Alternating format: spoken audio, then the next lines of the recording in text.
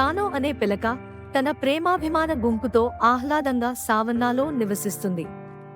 తన రోజులను సీతాకోకచిలుకల వెంటపడుతూ మట్టికుంటలలో ఆడుతూ గడుపుతుంది. ఒకరోజు గుంపు ఒక పెద్ద బావోబాబ్ చెట్టు కింద విశ్రాంతి తీసుకుంటున్నప్పుడు వేటగాళ్లు దొంగతనంగా ఆ ప్రదేశంలోకి ప్రవేశిస్తారు. తానో రంగురంగుల పక్షిని తరుముతూ చాలా దూరం వెళ్లి తన గుంపు నుండి వేరుపడతాడు. వేటగాళ్లు తానోను పట్టుకుని తీసుకువెళ్తారు. గుంపు ఆందోళనతో గర్జిస్తుంది. తానోను గ్రామంలో చిన్న నిబంధనలో బంధిస్తారు. తాను చెక్కలు తిలకిస్తూ బయటికి చూస్తాడు. భయంతో ఒంటరిగా తన కుటుంబాన్ని తలచుకుంటాడు.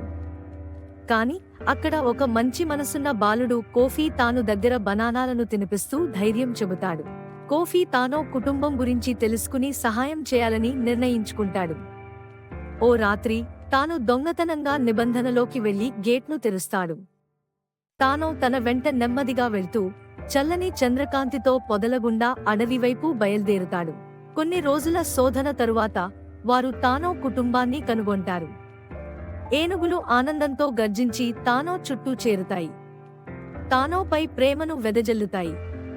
కోఫీ దూరం నుండి చూసి ఆనందంగా చిరునవ్వు చిందిస్తాడు.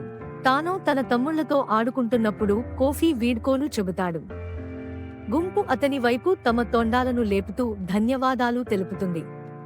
కోఫీ ఏనుగులను మరియు వారి నివాసాన్ని రక్షించేందుకు వాగ్దానం చేస్తాడు.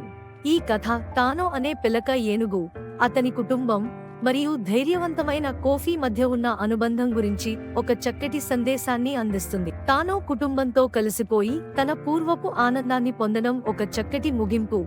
కోఫీ జీవితం కూడా ఈ స్నేహంతో స్ఫూర్తిని పొందింది. ప్రకృతి మరియు జీవులను ప్రేమించండి. అందులోని ప్రతి ప్రాణికి మనిషిగా మనం న్యాయం చేయాలి.